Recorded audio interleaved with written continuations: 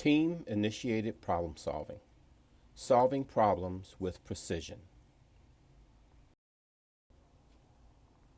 The learning objectives for this course are: review the importance of accurately defining school-related concerns prior to developing solutions, define a standard problem-solving approach for use by district and school teams to foster efficient and effective meetings. In the education field, some days can be more hectic than others. The number of staff, student, and family interactions that occur daily can require a tremendous number of decisions to be made each hour. Educational research studies throughout the 1980s and 1990s supported evidence that teachers made approximately 1,500 decisions per day. These decisions may range from instructional changes to deciding when students can go to the restroom. It is believed that with the integration of technology in the classroom, that the prior estimate of 1,500 decisions per day may now actually be higher. For example, a 2024 EdWeek study surveyed teachers around the country. The results of the survey found that teachers spend approximately 228 hours or 13,680 minutes each year preparing for meetings or participating in meetings. So whether impromptu classroom decisions or participating in decision-making meetings, educators spend a significant amount of their day and year making decisions.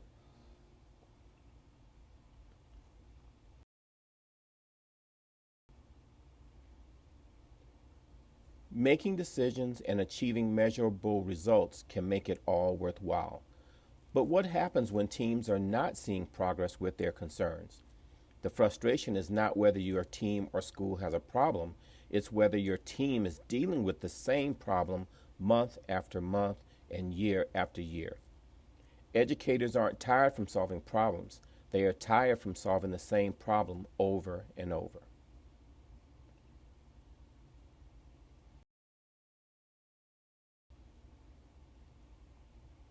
Each year in the spring, school improvement teams and administrators review student data and set achievement goals.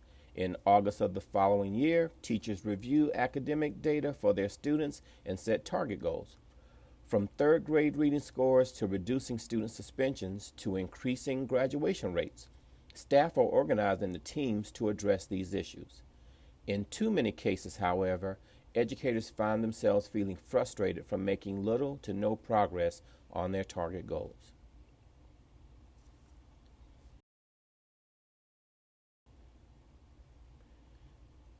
There is an old saying that goes, if you continue to cut corners, you end up where you started. Take a look at the picture. What do you think will happen if the person continues to cut the corners from the sheet of paper?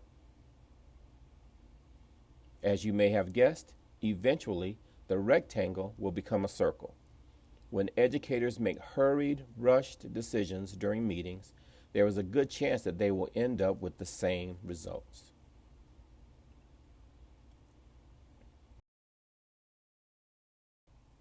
To avoid going in circles, we must change our thinking.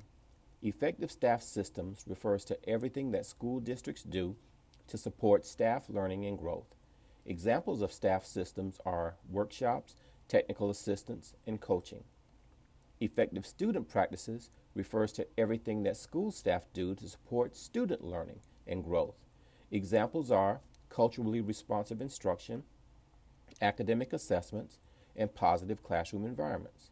When educators master the required skills to support student learning, everyone will experience positive results.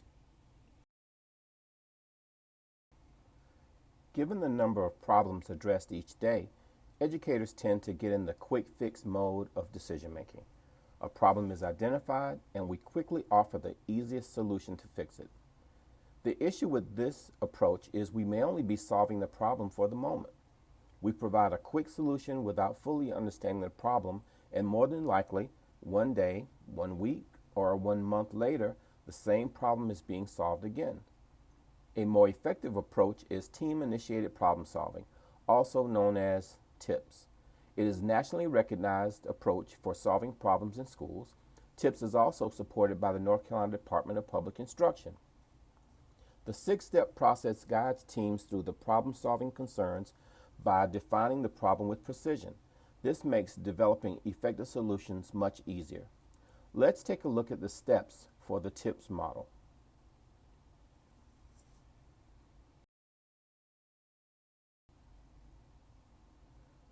For step 1 of team-initiated problem solving, or TIPS, team members identify the problem with precision.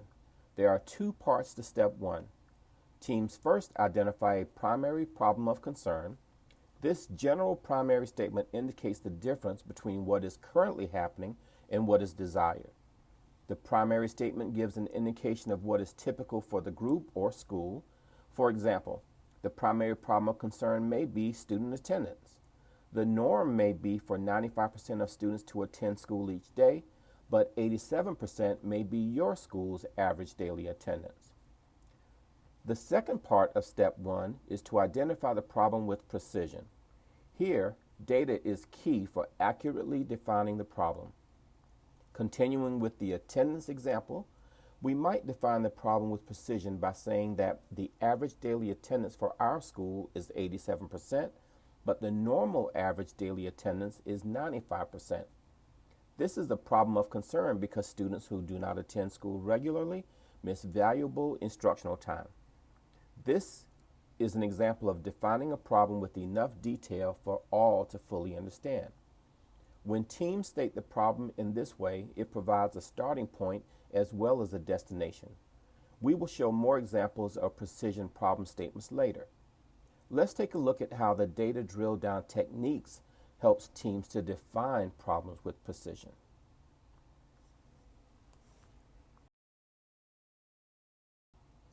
So what is the data drill down process? Some of you may already do this during your team meetings. For some of you, this may be a new process. Data drill down can be defined as navigating from a general problem statement to a specific and precise understanding of a particular data set. A critical feature of effective problem solving is the use of data for solutions.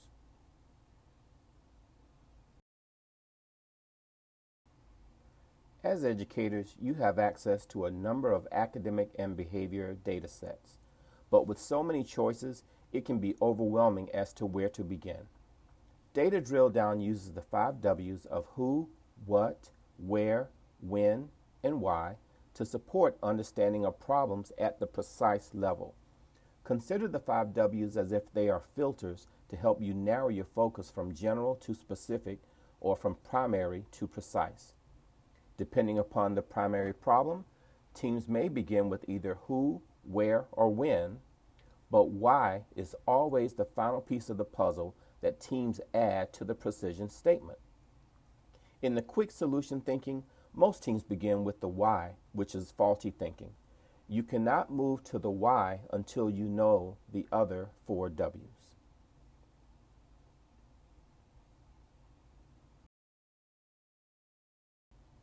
The why is where the team really dives into what's going on with the data. This process provides context to the problem. Each team member brings their own lens view of the problem, which strengthens everyone's understanding. Effective teams have a role called the data analyst.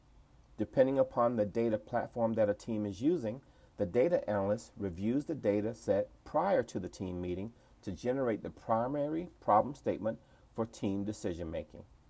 This step saves valuable meeting time. During the meeting, the team reviews the primary statement and data to determine the why, and subsequently builds a precise problem statement together.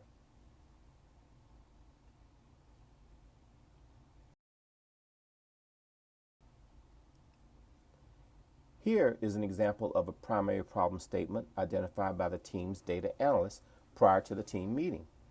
The date range is August 8th, 2024 to October 30th, 2024.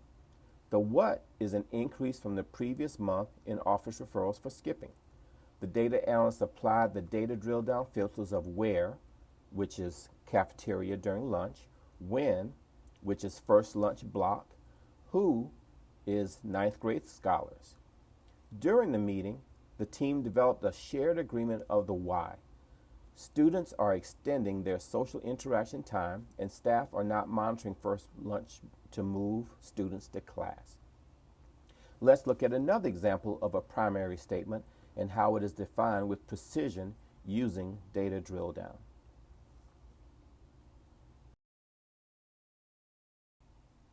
In this example, an assistant principal may say, "I have a very big problem. Parents, and now my principal, is concerned about the big jump in suspensions for 6th grade girls. This is unusual compared to prior years." For this example, you are able to see how the primary problem statement only provides the general direction of the problem. While it helps to give us a starting point, the statement is too vague to provide a complete understanding of why this is a concern. Now look at the precise statement after the team applied the data drill down filters.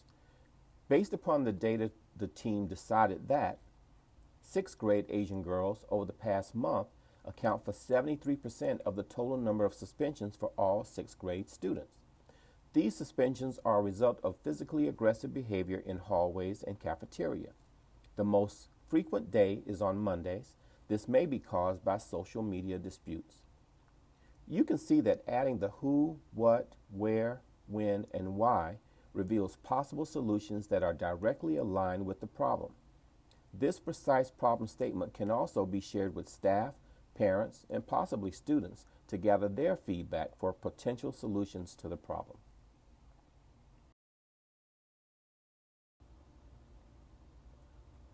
Until teams fully embed the TIPS problem-solving model into their procedures, they must keep reminding each other to follow the process.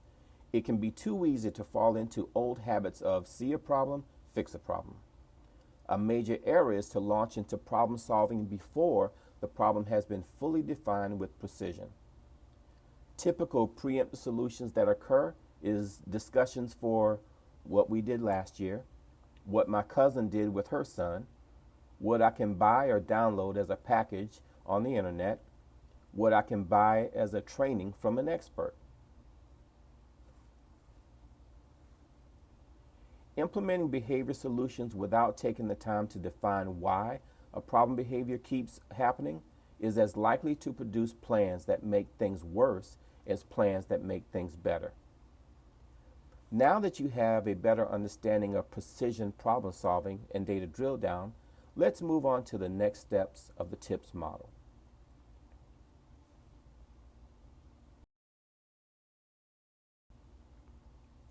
Step 2 of the 6-step team-initiated problem-solving model is to identify a solution goal based upon the precision problem statement.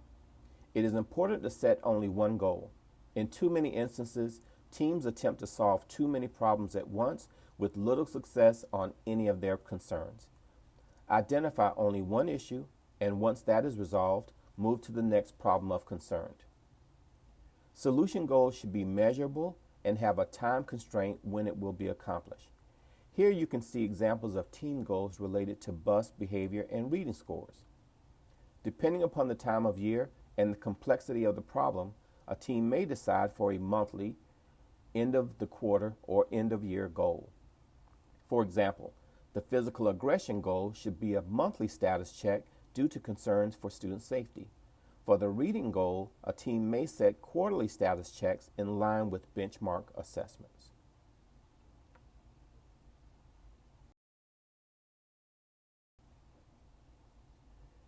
You may remember from this course, it was stated that student behavioral change requires an adult behavioral change. In step 3 of team-initiated problem solving, the team may choose from a list of solution elements to build their implementation plan. Solution elements include strategy considerations such as prevention, teaching, and acknowledging of behavioral change. Let's take a look at a solution plan template.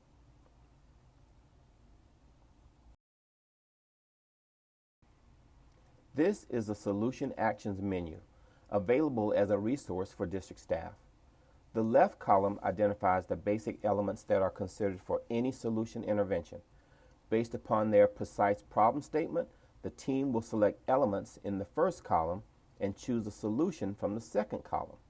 For example, a team solution may require a prevent element. They would then identify one or all three of the solution actions to address prevention. The team might also decide to develop their own customized solution based upon their unique situation. The three solution elements that are standard in the majority of solution plans are prevent, teach, and acknowledgement. Teams will only choose solution elements that make sense for the precise problem that they are trying to address. For example, a third grade team wants to increase reading scores. They are not likely to include a solution element for safety, as developing reading skills is not associated with safety concerns.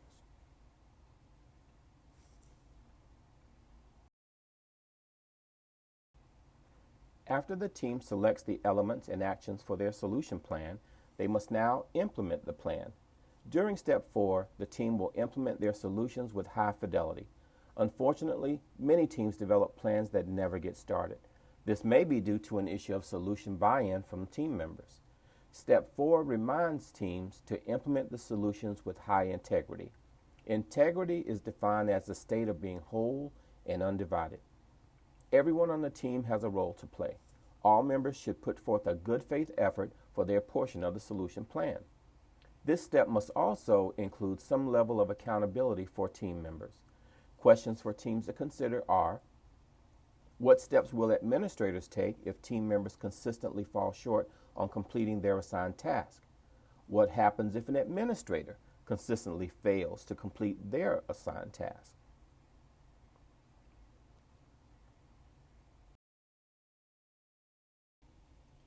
Now that the team has implemented the solutions with a high level of integrity, they move to step 5 and monitor impact of solution and compare against the original goal. You may have been a member of a team that develops a great plan, then you sit back and hope for the best. Consider if you are taking a trip in your car. One of the first things you do is check the fuel gauge to see if there's enough gas, or if you're driving an electric vehicle, the battery indicator. Your trip will probably not be very enjoyable if you have to call a tow truck because you ran out of fuel before you got to the city limits. As part of the planning, if the driver determines that they do not have enough fuel, they have to decide where and how often they will need to stop for fuel. Step 5 of the team-initiated problem solving is simply the progress monitoring stage. Teams will frequently monitor their activities and make necessary adjustments to their plan. Here, we are able to see examples of the original goals set by a team, the solutions they developed, and the current status of their goal using student data. In the first example, the team would like to reduce tardies for ninth graders by 20% per day. At a recent meeting, the team's data analyst reports tardies did decrease by 50% and 15.7% overall. While the team is experiencing success, the student data indicates that the team should tweak their plan to increase progress towards their goal. In the second example, the team would like to increase math night attendance for parents of fifth graders from 35% to 90% by April. They implemented their solutions, and you are able to see the parent night attendance for each quarterly event. There was a decrease between quarters 1 and 2. It is safe to assume that they tweaked their solution plan for third quarter and achieved a 96% participation rate. The team is well on their way to achieving their goal.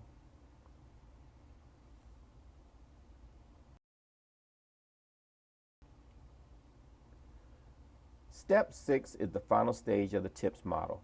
The team has implemented their solutions and must make a decision about next steps for their goal. The team should discuss the following questions. Do we need to modify the solution to have a stronger impact? Perhaps the team set a target goal that was too low and want to strive for a greater success. If we met the goal, how do we maintain it? For many teams, after they achieve a goal, they do not plan for how to continue the success. This may result in the need to solve the issue all over again. Do we need to revise the goal? Do we need to revise the precise problem statement? These are just a few of the decisions the team makes based upon their target goal and the supporting data.